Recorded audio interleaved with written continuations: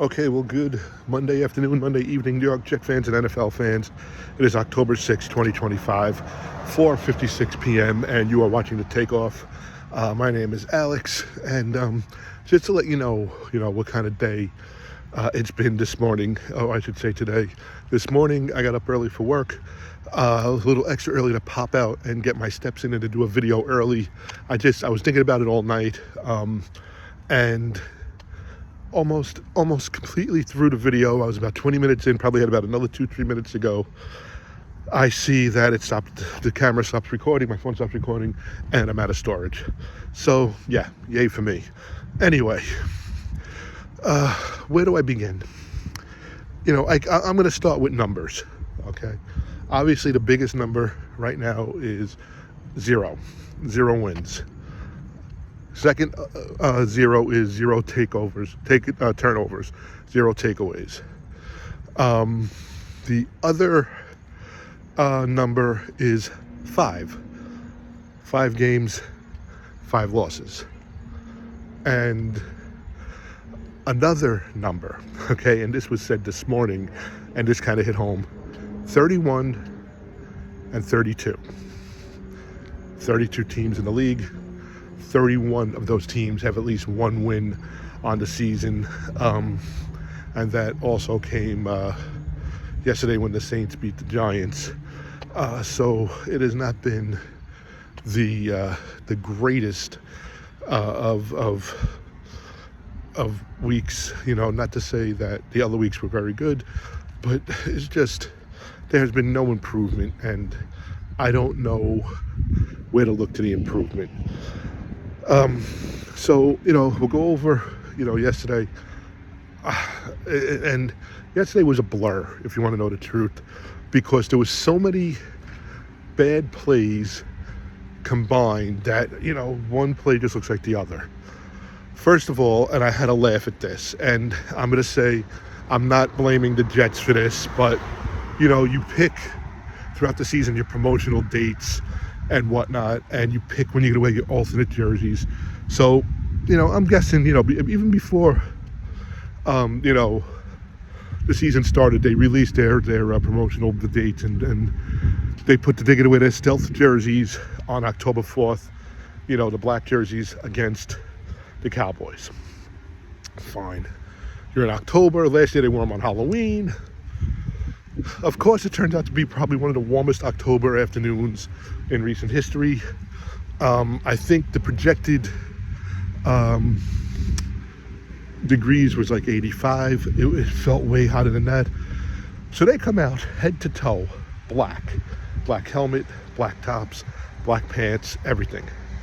Cowboys come out alternate white, from the helmets not even being the usual silver, being a white helmet, to white jerseys, white pants. And it just, you laugh, and we were laughing at the seats. They pick one of the hottest days, and I know they don't know beforehand, but that's just the way this year is going. And to stay true with the way the year is going, the Jets muster a good first drive on offense. I actually think Justin Fields, the first 3 or 4 plays were passing plays. Then they started putting the running game in. Breece Hall looked really good. And like many other first drives, it ended with either no touchdown or just going for 3, and they wound up getting 3 and taking an early lead. Cowboys wound up tying it at 3, and then they took the lead 10-3. And at that point, you still felt like we were playing close enough. Cowboys are without CeeDee Lamb. The Cowboys are without most of their offensive line. And you said, what? I think we still have a shot with this team.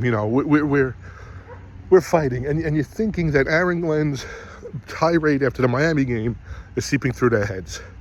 And I go back to, and again, nobody is above being criticized, and I will give praise and I'll give criticism where due. But Breece Hall was looking really good yesterday on a lot of runs, breaking for big gains and picking up first downs on first down and whatnot.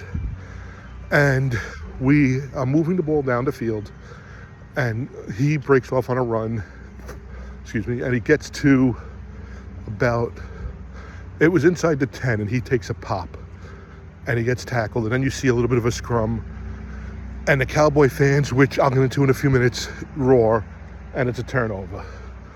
And listen, he always puts effort into his runs.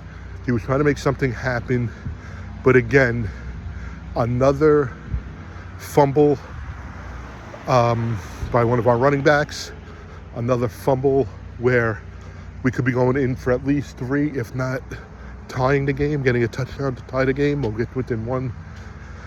And he is the one who said most teams shoot themselves in the foot, we go out in there, and then we shoot ourselves in the head. And that's what happened yesterday, because after that, it was downhill. Cowboys got the ball and scored, and there was no stopping them. So they say, you're not a good team, you're missing some players and whatnot. True. But again, another turnover in another game. Another game we didn't get any turnovers. Another game with 10 penalties. Okay, at one point, I think the stat was 9 for 61. I don't know what they ended up with the 10. You want to say, okay, there was no pass interference. There was no personal fouls, roughing the passer. Fine. Still illegal formation. Still neutral zone. Still offsides. Still false starts. And of course, holding. They did have also hands to the face. Now, again, I am not one to, really get after the refs, but they missed 2 obvious personal fouls yesterday. One was on our backup running back, and his name is not coming to me right now.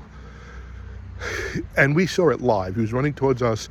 You could actually see his head twist, or his helmet twist, almost, 3/4 of the way around.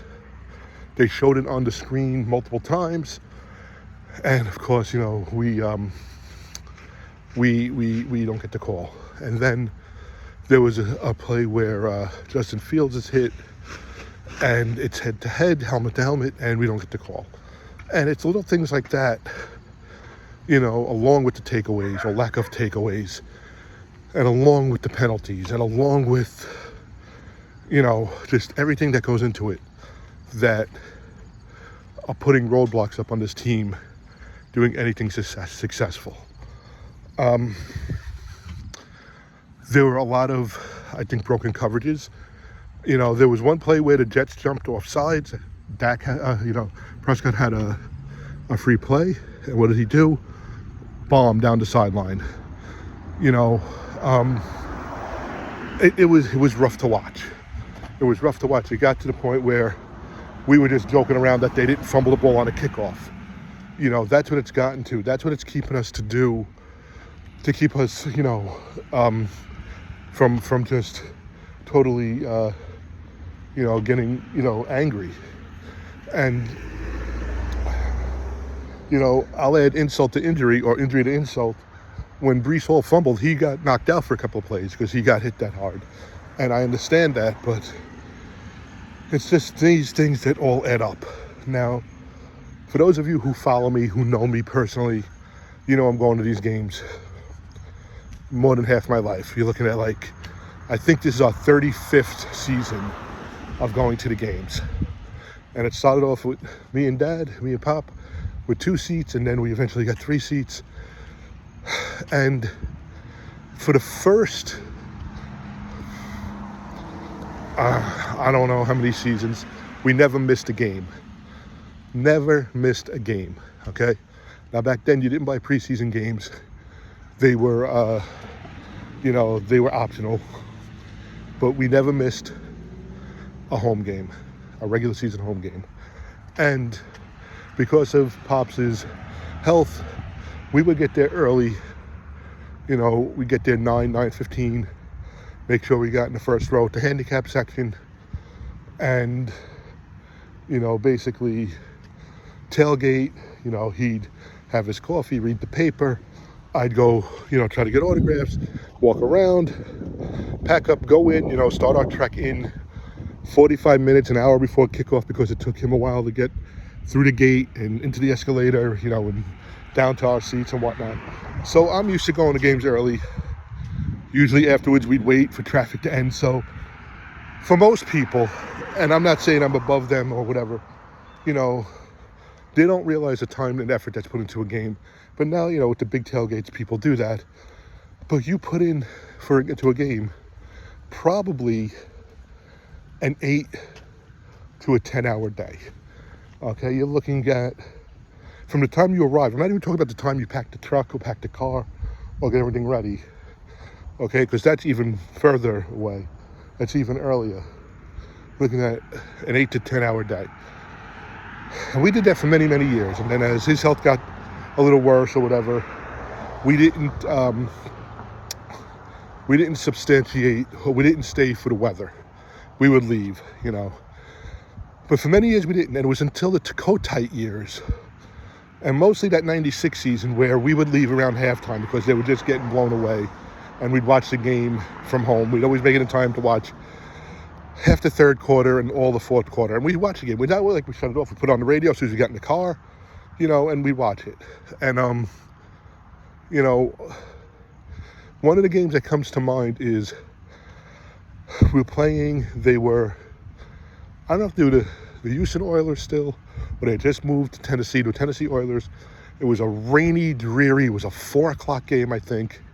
And Neil O'Donnell pulled the calf muscle warming up while he was stepping on the wet end zone logo, ironically.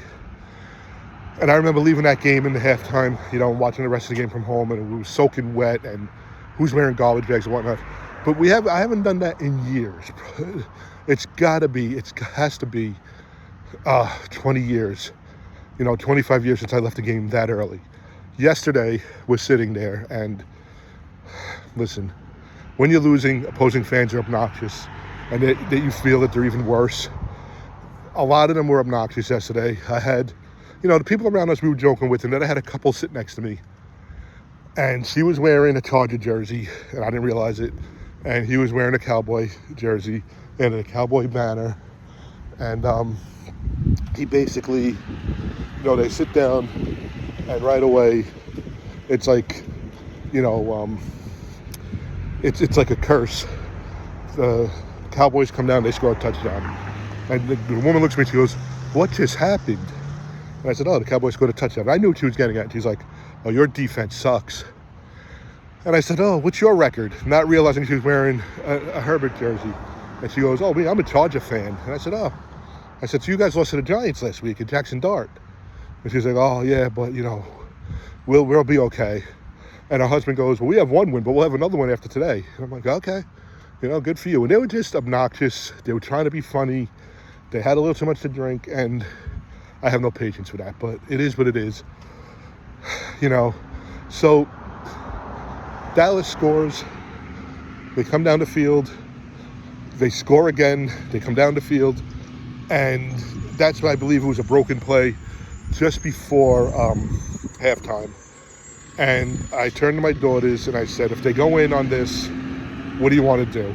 And my daughter Victoria looked at me and said, "Do you want to leave?" And I said, I don't care, whatever you guys want to do." And she's like, "All right." She goes, "Why don't we walk up the stairs and see what happens?" And we're walking up the stairs, and Dallas goes in, and the place erupts, and she looks at me and my other daughter, and she goes, "Why don't we go watch this someplace else?" And that's what we did. We got to the car. As we got down the ramp to the area inside the gate, I heard the booing. It was halftime, and then after that, we got in the car, put it on, got to our local restaurant where we watch the away games, and it was about maybe 4 minutes left in the third quarter, and we stayed there for the rest of the game. We didn't leave that early. We watched the whole game. We watched everything, and that was it. And I said to my girls, this team drives me crazy, but I still love this team as I hate this team, and I love the time that I get to spend with my girls having a day out. And that was the text going back between me and my family members yesterday. We texted my cousins. It's like, where would you rather be? You're out with your girls, making memories. Yeah, we'd like to win. My girls have not seen really a winning season. They saw the 2015 season, but that's 10 years ago. So you're talking they were young at that point. And other than that, they've not really seen us being competitive. And it's rough.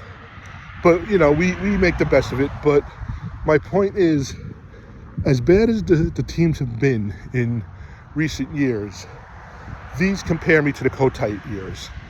And I was saying that yesterday to my buddy George, and I said the only thing with Kotite was when he spoke, he didn't sound like he had a plan.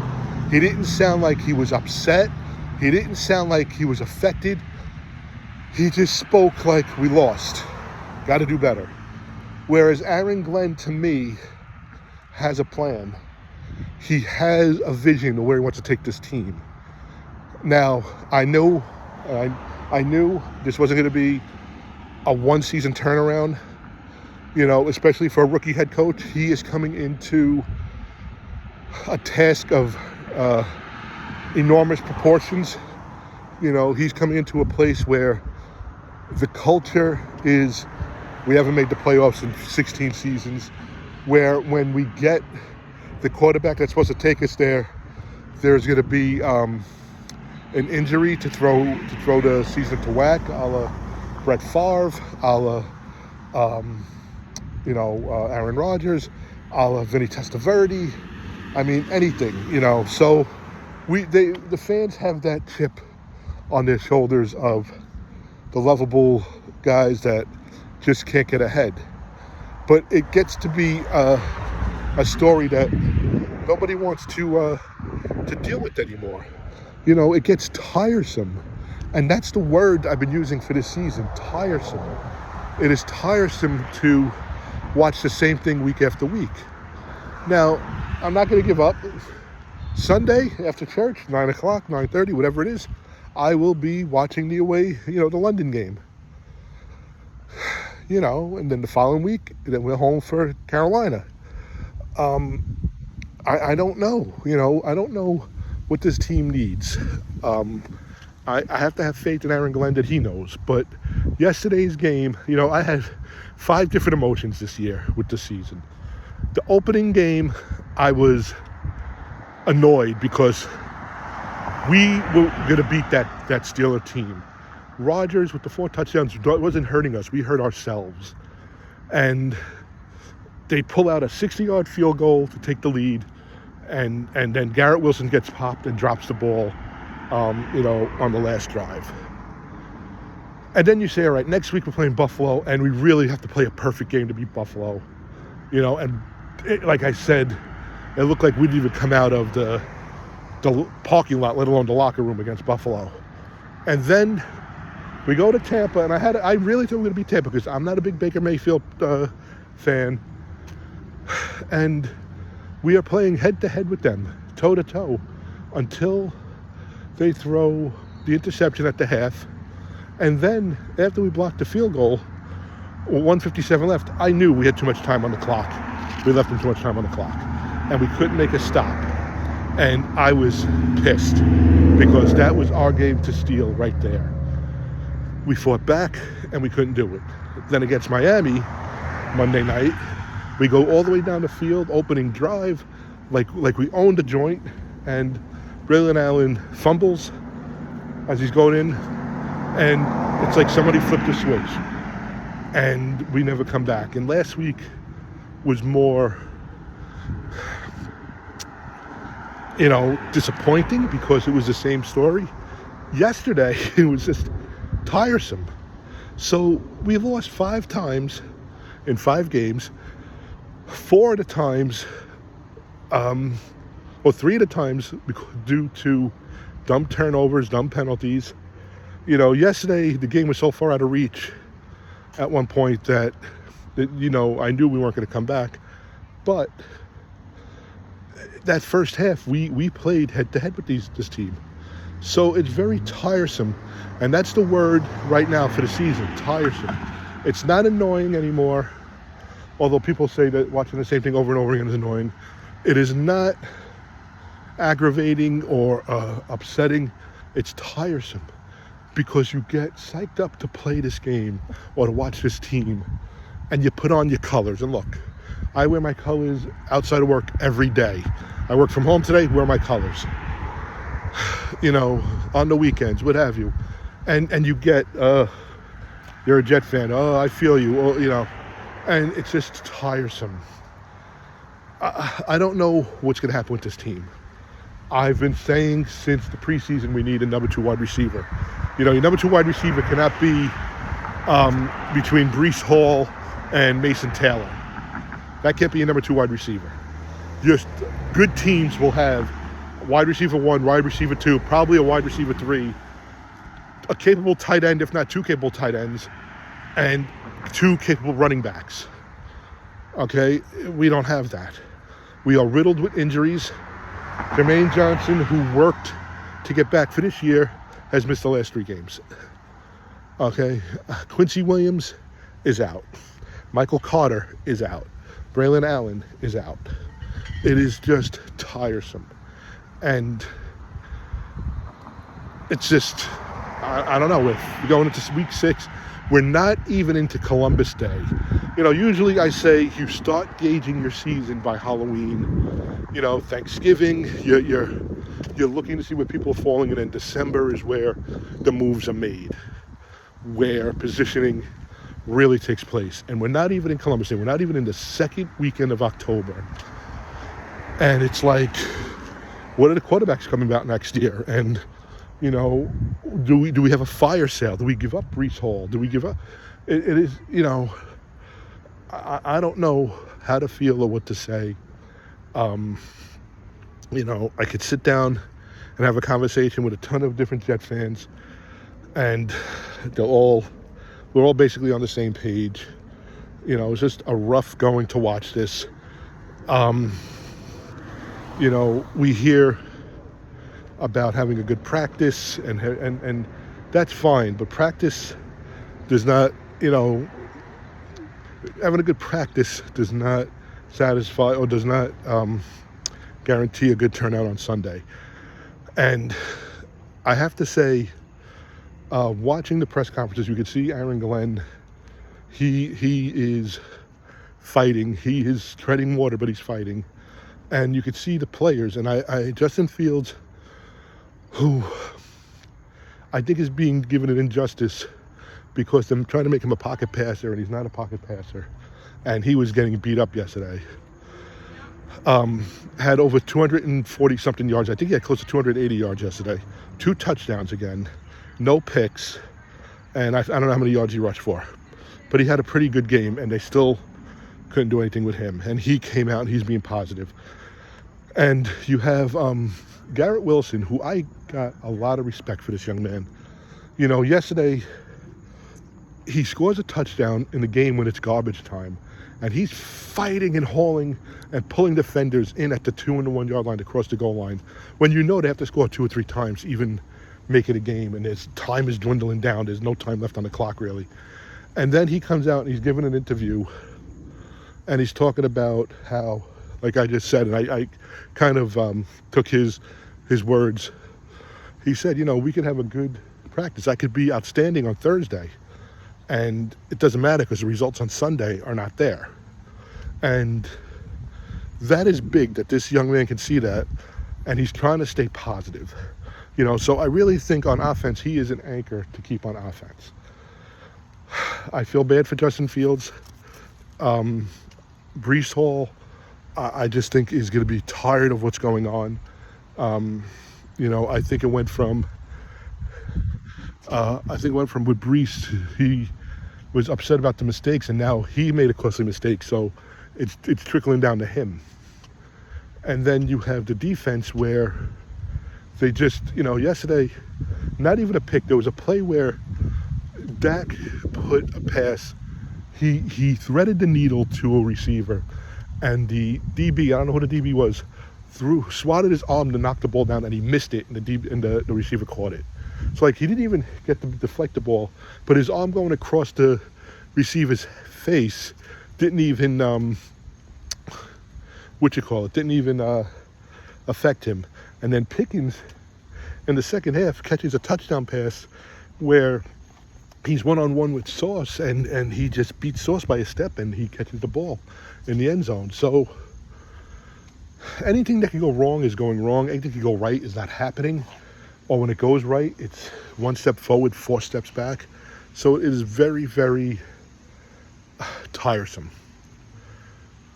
But, you know, like I said, we love our team, and we'll continue to fight, and we'll continue to watch, you know, and hope. And I fight hope. You know, it's just rough. It really is rough.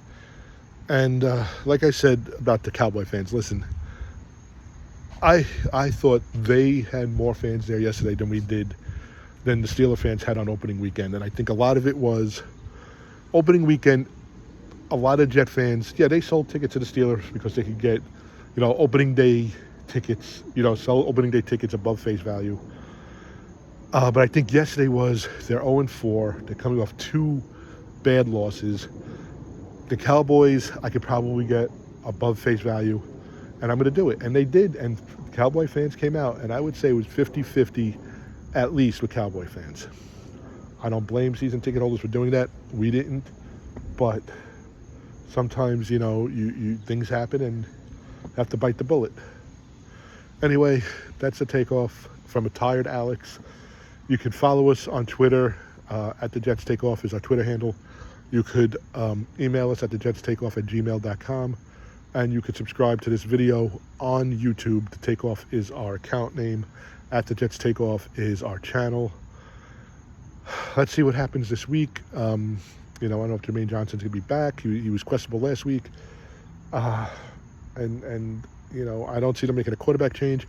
They did ask Aaron Glenn yesterday, would you consider taking over calling the defense? And he immediately said no. When I was with the Lions, you know, the first year or so, defense was not playing well, and the head coach did not take that responsibility away from me. He kept it with me.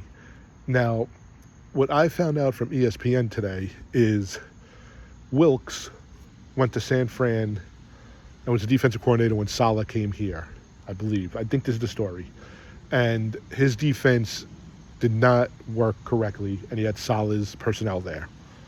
Saleh leaves, Wilks comes here still with a lot of Saleh's personnel, and it's not working here. So it could be the players, it could be the scheme, it could be the coach. But, you know, I don't know. With too early in the year to do anything. You know, it was like last year this time that Saleh got fired. But I don't know. I really don't know. I don't see a big shakeup coming anytime this season. You know, and you just got to hope that we get through this without losing players that we need for this foundation. So anyway, have a great rest of your week. Have a blessed week, whatever you say. Be healthy, be safe, and talk to you soon. And tonight's Monday Night Football.